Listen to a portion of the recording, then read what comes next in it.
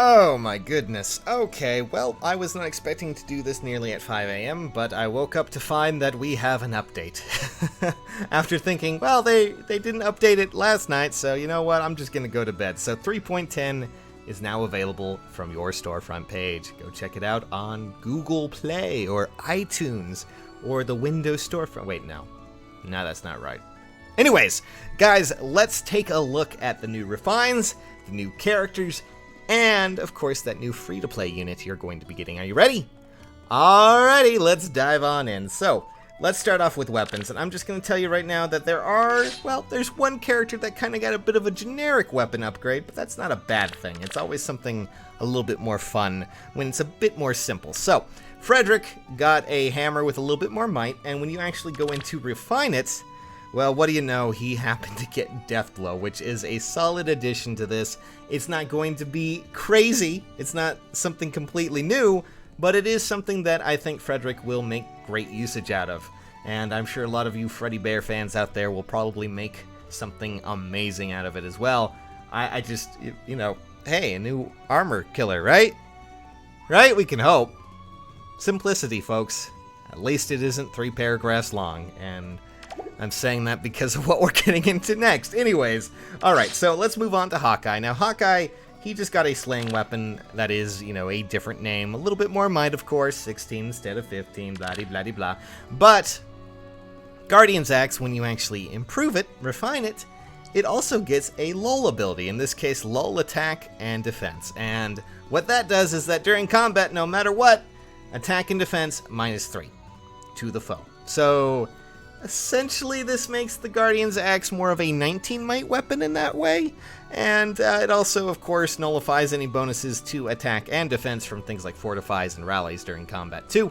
So, awesome stuff. Will make it really fun to see how far this is going to go. Oh, goodness gracious me. I've seen a lot of people use Hawkeye, and they tend to use all sorts of weapons, but I've seen some slaying axes. I think someone will probably make something really fun out of Hawkeye and this new weapon effect. So, don't disappoint me, folks. Make Hawkeye great again. Alright, let's move on to the character I was eagerly awaiting for, and I'm still not sure what I can really think of it, but it is a decent enough upgrade. So, the one thing I want you guys to pay attention to is that Weirding Tome before was more like a ploy effect, in that, well, cardinal directions, as long as she had more res than the target, you know, it meant that they would be debuffed. Well, when you actually upgrade Weirding Tome now, it changes over from that ploy-like effect to something more akin to sabotage. It still kind of works, in some ways, you know, as long as the foe is adjacent, and you still have more res, but this time it will actually affect both speed and res -5. Not a bad upgrade, should be good enough, but I'm gonna have to rethink what I'm going to be doing with my loot here, because I'm gonna have to change out that S slot. I wanted her to be a ploy girl, and, well, now she's just gone and sabotaged it all. So, a little bit of a disappointment there for me, but hey, I'll make it do. It seems like a pretty nice upgrade. But when you actually refine it, it gets even better. So, as long as there's a penalty on them, from things like panics and all that fun stuff, threatens, negative effects, she will gain +4 to every stat during combat. So you don't really need to even use that. You could just stick to, say, ploys and go hog wild, or just let your team debuff them. I don't really care, but, you know, +4 to every stat, nothing to sneeze at, especially when it comes to loot. She's going to be better than you anyways, right? That's how it usually goes. But let me tell you, the big boy here, Virian, definitely got one of the better things out there. Like, seriously, his dignified bow actually is probably going to be my next project when it comes to Divine Dew, once I get some Divine Dew. And that is because, well, it has Sudden Panic in some form. At least it's, in fact, actually, wait, no, it's Sudden Panic in attack form. And it also gains an additional benefit where, and I'm just going to tell you this right now, at the start of combat, if units max HP, reminder, max HP, is greater than the foe's, +1, grants attack, speed, defense, and res +4 to unit during combat. I don't think I need to tell you that Virian has some pretty solid HP, at least. That's one of his bigger stats, and that means that at least he will try to make up the gap when it comes to certain characters and archers that he's going up against. it is a solid addition to him, and something that I think a lot of Varian fans will really enjoy. And it really just works off his HP as well, so... pretty nice stuff, honestly. All in all, not too bad. Sudden Panic is very interesting to have as a weapon as well. We have a lull, now we have a sudden.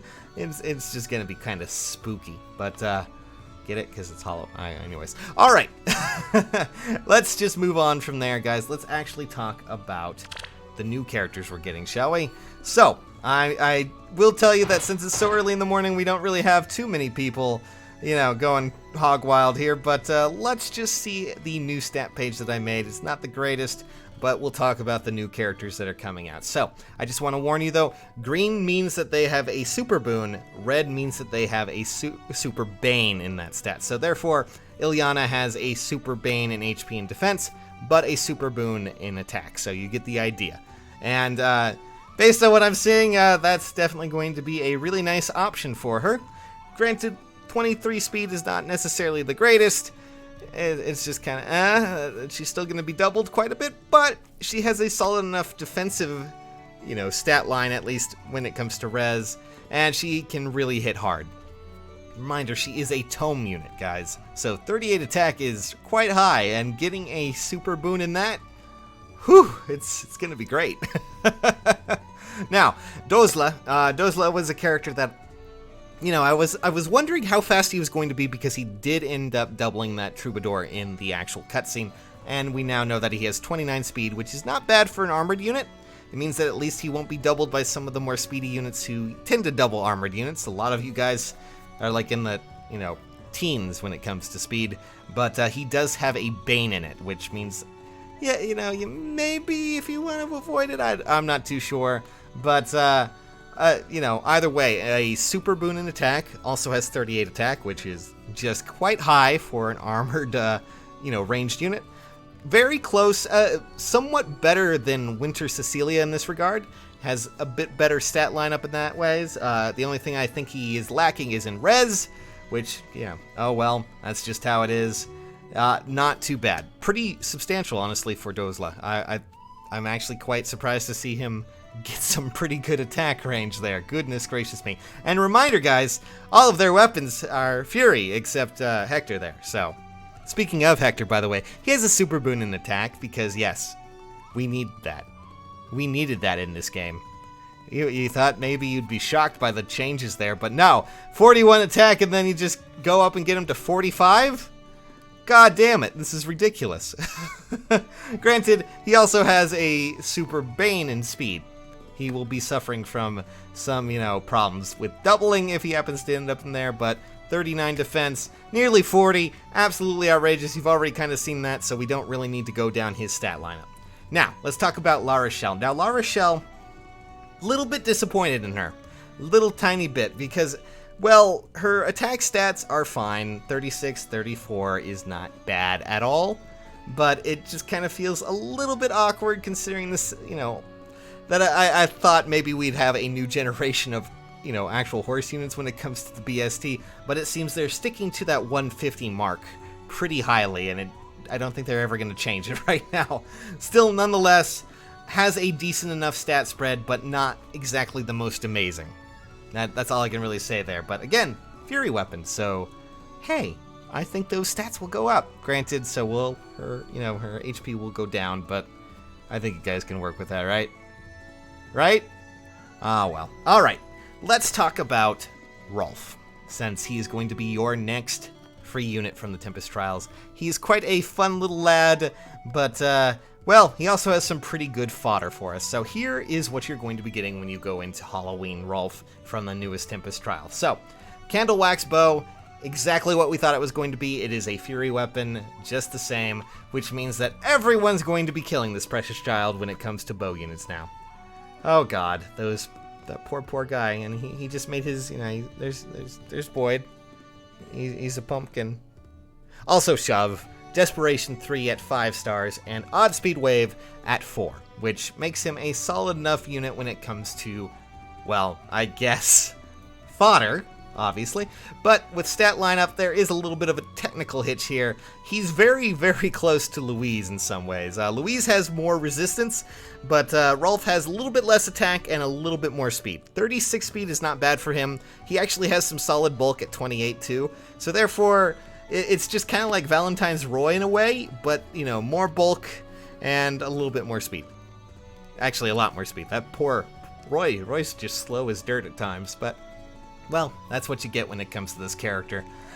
Seems like a decent enough addition, but if you happen to have any of the other, you know, Cavalier archers out there, you might end up using them instead. Just saying. But still, Louise and him are actually fairly close. But it's really up to you if you want to do it. I, myself, am probably going to go after him for his bow. I hate to say that, because I don't want to, you know, murder a precious boy like him, but, well, that's just going to be how it is. So, alright guys, that is everything that we can talk about when it comes to characters, stats, and that new free character.